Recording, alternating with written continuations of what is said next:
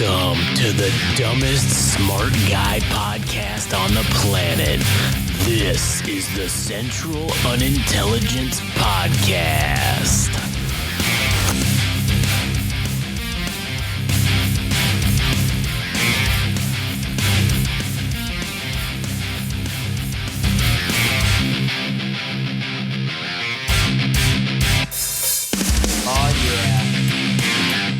All right, here's another episode. This is the Central Unintelligence Podcast. I don't know how this one's going to go. I mean, it's basically, hopefully it'll be a quick one, but who knows if we get talking about shit and rolling on nonsense. Shout out to all the wink pheasants out there. Yeah, shout out to all the wink pheasants. Stay tuned for the Game Rage Wink Pheasant t-shirt that you can get wherever t-shirts are sold. Such as Old Navy and The Gap. Anyways, my name's Josh, here today with Adam. Yep. And today we're just gonna do. This is the nothing burger with cheese now, because it's still a nothing burger, but they added some plain American cheese to it a little bit, and it's just a little bit of cheese added on because it's a little something else. Nothing spicy yet. We didn't get no Tabasco, didn't get no jalapenos, no fucking ghost peppers. So still a nothing burger. Essentially, we just slightly a little bit more. So that's gonna entail updates on Eastern Europe, Middle East, and the South China Sea area. The Pacific, I guess we'll just call it. But anyways, if you want to listen to other podcasts we have, you can go to GameRageMagazine.com.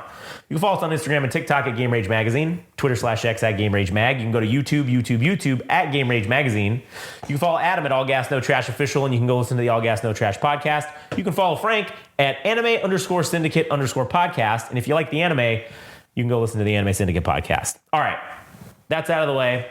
Let's start off with Ukraine, Russia, because this is like half of the cheese here. This is like half of the cheese, because I don't know. And again, I always preface everything with, I don't fucking know. I can't predict the future. I don't know anybody over there. I'm just making assumptions and inferences off of past history and what is currently happening now, right? So for the last couple of weeks, Belarus has been staging military hardware and assets along its border with the Ukraine. Military exercises. It's also been sort of doing that kind of on Poland, the Polish border that they have, the border they share with Poland, but not so much. It's been a little more, but it hasn't been like to this level. Now, today and a couple days ago, they have really stepped up the amount of resources, military resources, that they're putting at the border with Ukraine. And Belarus is claiming that this is an exercise, blah, blah, blah. But what's funny is, historically, leading up to the invasion of the Ukraine, the Russians were doing exercises inside Belarus right at the border with the Ukraine. They were also doing it with the Ukraine on their border. So the playbook here is like, okay, listen, buddy, you guys did this shit before. Like, we're not stupid. Why even say anything to begin with? Why don't you just fucking invade? Just do it. Like, why are we fucking... Well, it's because, as we've seen, the Russian military apparatus is very shitty at logistics, because, they ran out of gas 60 miles from their fucking border. So they're bad at logistics. So I think Belarus is at least like, okay, guys, Russia's calling in the favor that I, Lukashenko, owe them, because, as we talked about before, civil unrest. Lukashenko, basically the Russians saved his ass and let him maintain power when his country technically voted against him to vote him out of power. So now he owes, that favor's getting called in. Hey, Putin calls up and says, yo, these Ukrainian fucks have now fucking invaded my country, and I am pissed. The irony of it being, obviously, you invaded them first, so fucking idiot. But now we want to fuck them up and make them pay for this. So guess what? You guys are going to do it now. You're going to fucking jump involved and get it and help us out. At which case, my personal opinion is that if Belarus launches an invasion into Ukraine, that now changes the calculus for NATO intervention. The equation is now different, because 1 versus 1, NATO probably shouldn't get involved. But now if you've got two sovereign nations teaming up to invade another sovereign nation, now you get NATO going, okay, hey, wait a minute. We need to calm our tits here, and we need to at least make this shit a fair fight. So I don't know if NATO will fully jump in. I do know who is going to fully jump in, though, and that's Poland. I know that Poland will be told, okay, once the Belarusians invade, they're probably being told this now. Once the Belarusians invade, you have a green light to do whatever the fuck you want inside Ukraine. Do not invade Belarus. Do not go cross that border. But you can do whatever the fuck you want to them when they're in the Ukraine. And that's what's going to potentially escalate this conflict further. It's also interesting to note the timing of all of this. The timing being the Middle East is, Iran's been waiting. They've been waiting to do their dirt, right? This retaliation. They've been blue balling us for fucking 3 weeks now.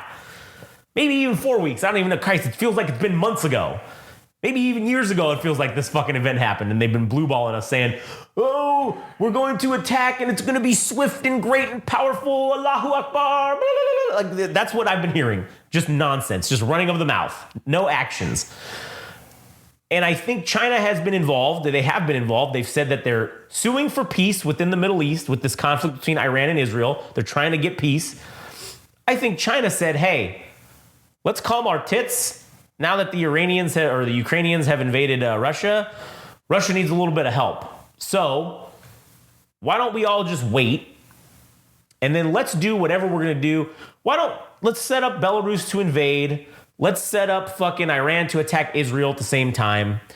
And because of these two things going on at the same time, we have now moved multiple aircraft carriers into the Mediterranean, into the what the fuck's the one below it? The Red Sea. And we've also moved a bunch of assets into the eastern borders of Europe, right? Along that area. And one of the things that we have done is now, for the first time in, I don't know how many years it's been, but likely a very long time, we do not have a single aircraft carrier group in the Pacific Ocean right now. Yeah, but we might have U.S. submarines there. Maybe we have some submarines, but we don't have the symbol and the apex of our power being the aircraft carrier. We don't have any of those there. That's the like symbol of our force projection is the aircraft carrier, because we can literally fuck your country up from the ocean and never have to step foot on your shit. So that is the symbol of our force projection, and we don't have any of those there now. So I'm kind of thinking that it would be I don't know this for a fact or anything, but it seems very smart, and it does make a lot of sense that if these two things pop off in Eastern Europe and the Middle East, and now we're committed to things there, well, it's already been shown that we've left the back door to fucking Taiwan wide open. We don't have any aircraft carrier groups there to help massively defend them. You don't think the U.S. government has already played out these scenarios in their war rooms to make this look like a feint or whatever? Well, what I think that we're doing is I think that we've determined, I think the calculus has determined that Taiwan is now an expendable asset. That's what moving all that shit out of there tells me. Taiwan is expendable in terms of we could have like you said, we could have our nuclear submarines there, and they could just launch their 170 ballistic missiles that they carry and basically level Taiwan. Or maybe the CHIPS Act that was signed was maybe the tipping point for the U.S. to not be as invested in Taiwan. Because if we're producing chips here in the U.S., then what? Well, the reason why we need to do that is because if Taiwan's not going to make them. If China ends up seizing or something, if that shit ends up getting destroyed, if Taiwan ends up getting destroyed, we need to make U.S. Right, US and chips. well, and I've seen several things pointing to the fact that the U.S. has said that we will not let Taiwan chip factories fall into the Chinese hands. So we will destroy them before we let the Chinese have them. And so that's where I think now we've made the calculation that, hey, if you want this stupid island, you can fucking have it. But you're not going to get what makes it valuable, and that's these chip manufacturing facilities, because we're going to fucking glass them, and you will have nothing. You can have this land, but that's all you're going to get. You're not going to get anything else. And that's why we're going to start making shit here, because we have already calculated for the fact that Taiwan will fall. And we're just going to dump missiles on it until... I think it's an insurance policy. It's not to say that Taiwan will fall. Well, I think we've just calculated and said, all right, we're already starting that shit up here. We can get this going here, and then when the eventuality, because all the eventualities of everybody saying that China, that the anticipated date of China invading Taiwan is not till 2027 or 2028. Why? Is when people, all of the quote unquote experts and analysts say that China's not ready to do that right now. I don't think that they know it fucking anything more than what anybody else knows. I think China wouldn't have even let this out that they were thinking about doing this unless they were ready, because China plays the long game. So I think they're just waiting. I don't know what the fuck they're waiting for, but I think they've been waiting for something like this, something that will have U.S. assets committed so that they know they're not going to face any real resistance from the U.S. other than us just destroying. Well, we are going to destroy those chip factories. There's no mistake about that. That's going to happen. But we'll let them have the fucking stupid island, I think. Anyways, and then we had Israel in the Middle East taking today a very massive preemptive strike against fucking Hezbollah in Lebanon and sending 100 aircraft into Lebanese airspace to conduct airstrikes and to attack military infrastructure of Hezbollah, which seems to have been effective. Israel claimed that they received intelligence and saw movement that Hezbollah was going to imminently attack them. Yeah, what? All right, just to quickly bring up, because I remember reading this a while back, that Russia, and funny enough, I think Russia actually seized money from Google. I forgot what ended up happening, but they ended up taking money from Google or some bullshit. But as of August 14th, if I'm not mistaken, it says nearly all Chinese banks are refusing process payments from Russia. That to me signifies that they don't even have confidence within Russia itself, that relationship is not even, I don't know.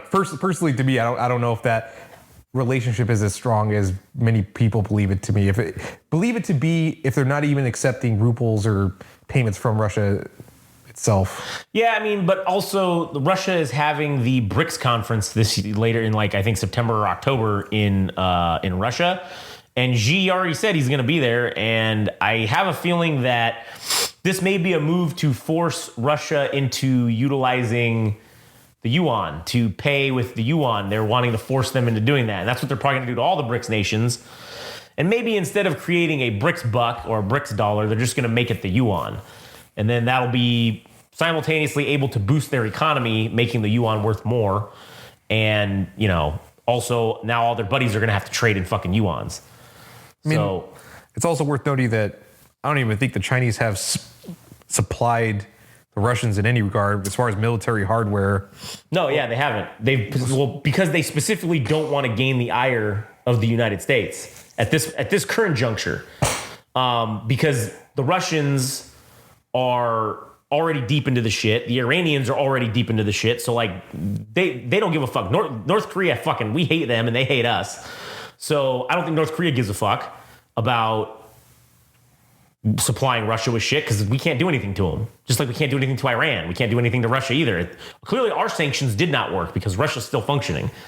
Maybe even more so effectively with these sanctions than without them. Or even the nuclear deal with Iran. Yeah. To prevent them from developing nuclear weapons. That's right out the window. Yeah, exactly. It's gone. They pulled out. So we're toast. And that's it. So also the North Koreans, it's funny to see the disparity of the coverage. And it's when we come out with a new drone, it's US makes a new drone and it's the best and the top, blah, blah, blah. But then when North Korea makes one, it's new terror drone unveiled by North Korea. And I was looking at it and I was man, this thing looks like a piece of shit. This thing is fucking hot garbage.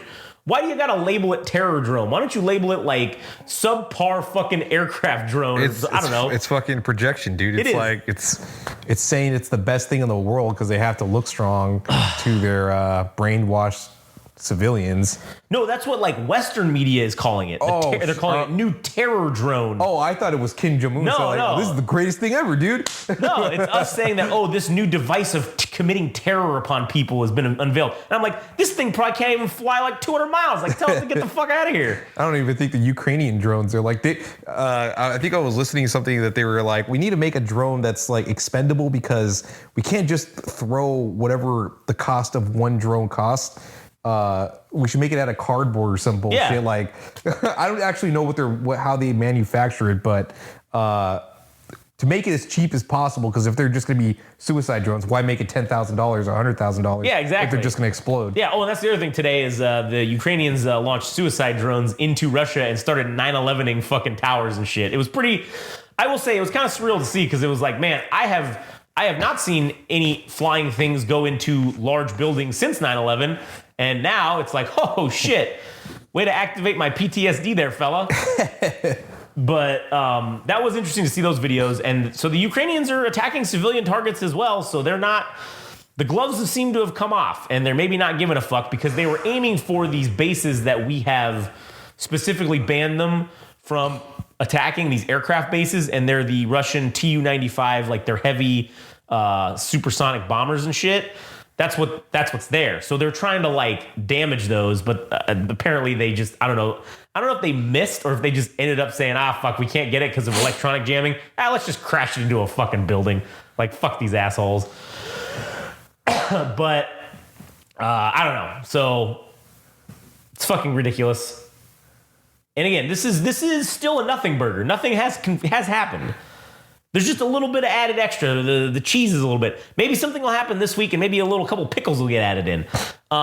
Maybe Israel does preemptive strikes and again inside of Iran, and then okay. If Israel does preemptive strikes into Iran, we've added the green Tabasco sauce now. The green Tabasco.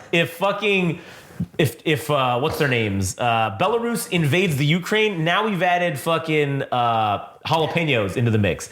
If Poland invades Belarus, now we got ghost peppers on this motherfucker because that is really gonna fuck. Because now Russia's gonna straight attack Poland for sure.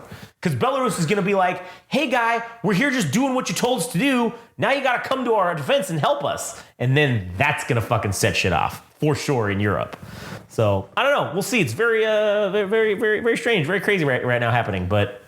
A lot of possibilities, no answers. Can't wait till next week when we have another nothing burger. Yep, when we have another nothing burger with maybe some mustard added next time, or maybe a little relish. Maybe some truffle sauce. Maybe some of that hot truffle sauce will get added to it. Or maybe somebody will come. Maybe some country we've never even heard of comes along and just jerks off in the burger and fucking is like, what do you think about that now, you son of a bitch? That'd be fucking hilarious too. Anyways, you got anything else? Nope. All right, cool. Well, that'll do it for us. This was a good short one. You can go to GameRageMagazine.com. Follow us on Instagram and TikTok at Game Rage Magazine. Twitter/X at Game Rage Mag. YouTube, Game Rage Magazine. You can also follow Adam at All Gas, No Trash Official. And you can go ahead and listen to the All Gas, No Trash podcast. You can go follow Frank at his is at anime_syndicate_podcast. And you can go listen to the Anime Syndicate podcast if you like anime. Anyways, that'll do it for us. We will catch you on the next one.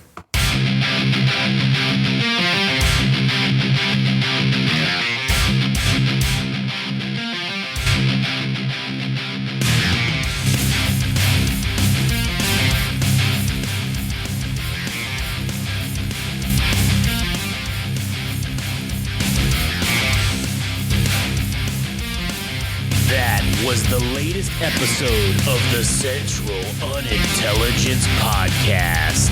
Don't forget, subscribe and like on Instagram and TikTok at Game Rage Magazine. We're also on Twitter/X at Game Rage Mag. Also our website, www.GameRageMagazine.com.